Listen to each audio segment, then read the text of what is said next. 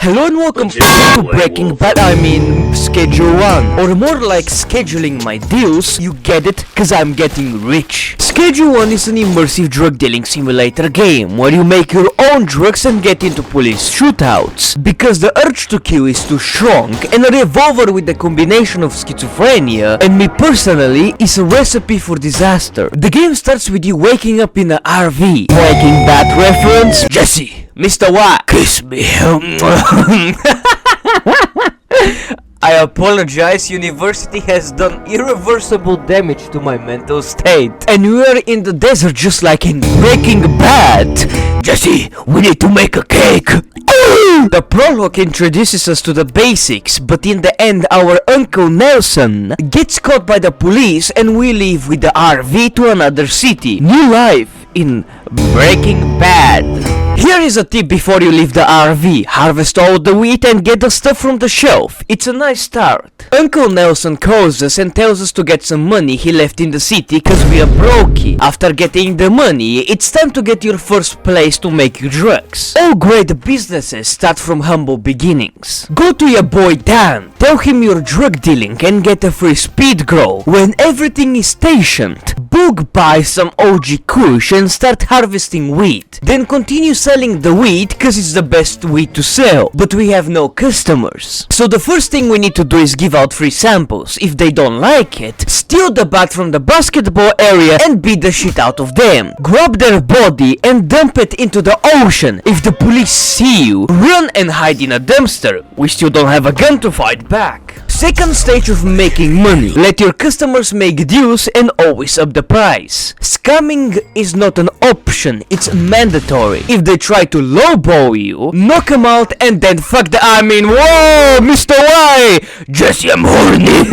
Third stage is hoarding money for our new property where the real cooking begins. Save up $800 and buy a new apartment from the Chinese woman. It's a much bigger place, which means more wheat plantation. I could still use the room from the motel, but I'm lazy. Next step is to get ourselves a dealer, because the customers are becoming too much and I'm getting a bit overwhelmed. But for that we need friendly status with some of our customers. And bam! Banji is our dealer now. You can assign up to 8 people to him. Dealers take a 20% cut on each sale, but we can take cuts cause we're going to scam our customers. Here is the thing. You can almost every time steal the products you sell to your customers by pickpocketing them. Just be careful cause the window is too small. Besides that, you can steal their pocket money or stuff they have on them, like horse semen. I'm as intrigued as you are, my humble viewer. Our next goal is to get a mixing station, and this is where the fun begins. Here we can combine products with the wheat to make new kinds of wheat for a higher price, and the new wheat mixtures have effects which transform your character and your customers into what you give them, like turning them into green cyclops, making them look like terms, or giving them schizophrenia, which is not very realistic because I don't see a horrific being from the deepest pits of my imagination chasing me down the street, but they do look kinda afraid. Now the thing with mixing is, it's fun to create abominations, but if you're looking to make the money like a real businessman, there is a site called Schedule 1 Calculator which shows you what products have other people made, and I personally pick the best ones to sell with only 2 products. But if you really wanna just not mix and have no fun at all and be a sweat money Sigma grindset lord, you only need to sell OG Kush, because it doesn't matter in the end game what you sell, only the quantity, because NPCs have a set amount of money per day and it increases the more you level up.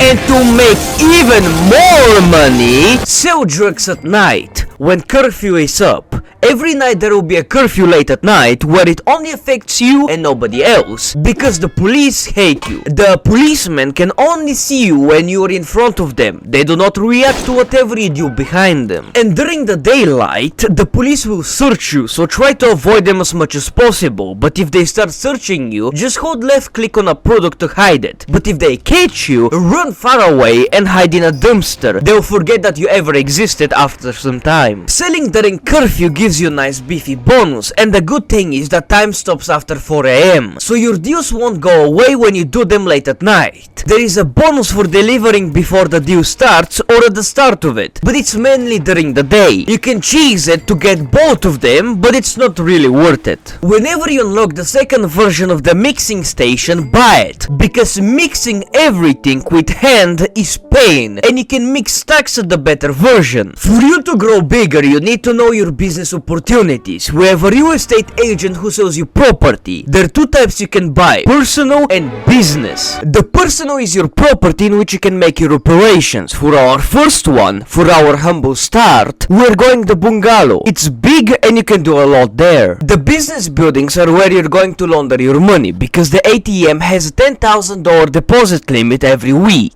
The best business early game to buy is the laundromat, for committing money laundering. Get it? Cause you're cleaning your money. The dealership manager is where you buy your cars. The best one to buy is the Viper, because it's cheap, has the most space in its trunk, and cars are not that good in Schedule 1. The best vehicle to buy is the Golden Skateboard, because it's fast and you won't have much trouble with the police when traveling. The mechanic can customize your car, and that's what I know. The next step is to get your fame up and get into the warehouse. You need to be Hoodlum 5 to enter, and this is where the game becomes real. There will be 3 merchants: the arms dealer, who sells melee weapons and guns.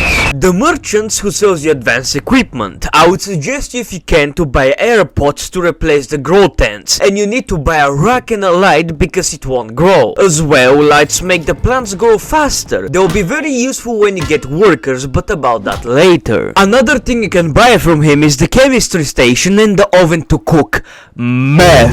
Now, how you make the perfect meth is unlocking the supplier, buying pseudo pills from her, then you need to buy acid and phosphorus. Mix them together and heat up the glass, right on the green spot, but watch out not to overheat cause you're gonna blow. Wait a few minutes, get the liquid meth and put it in the oven. After it's done, break it into pieces and voila, you have crystal meth. The process takes about 10 minutes for 10 meth. Mix some red balls and get the infamous blue crystal meth. The next thing you can get is the cauldron, which can make cocaine, but the process is too long. You need at least to plant 3 seeds, which grow very slowly, to get 10 pieces of cocaine, and the price is not that good. The fixer is where you hire your workers or slaves. There are 4 kinds of workers whose pay is from $100 to $300 per day. The first one is the cleaner, who when assigned to a trash bin picks all the trash around it and then bags the full trash can and throws it out. The botanist takes care of your wheat plants, and they can put the wheat you harvest on a dry rack, which increases the quality of wheat over time, which you will need to get 100% satisfaction on every sale and get new customers who want higher quality drugs. You need to assign a storage rack for their supplies and a bed, and for the wheat pots you can select them and choose which wheat to grow in them, what supplies the botanist can put on them, and their final destination. The handler transports goods from one place to another and as well packages your drugs. The chemist can use the chemistry station, the lab oven, the cauldron and the mixing station, but for them to work you need to put all of the materials there, and that's where the handler comes to play. It's best for you to buy the barn or the dockyards to assign as much workers as possible to do your job, because it becomes painful after a while. The only thing you need to do is resupplying, and the game makes it easier for you by giving you the ability to order goods from your phone. Just don't look at the delivery fee. After all this have been said, you can dominate the whole city, buy yourself some swag and a golden toilet and enjoy the riches. The game has multiplayer as well, up to 4 players, and you could guess how it can go out of hand. I played with my friends, and we, for the first time in our lives, we actually were organized. One of us was dealing, the second one cooking, the third taking care of the plants, and the fourth one pickpocketing people and taking the trash from the streets to recycle it for money and gamble it away. It's easier to progress and it's tons of fun, and if you're wondering, yes, there is friendly fire. That's everything from the game. If you can buy it, do it. It's worth the price, and the developer is planning to add even more content in the game. It's made by one guy, by the way, and the soundtrack of the game is just so good. I had a ton of fun playing it. I hope you enjoyed the video. Have a nice day. See you in the next one.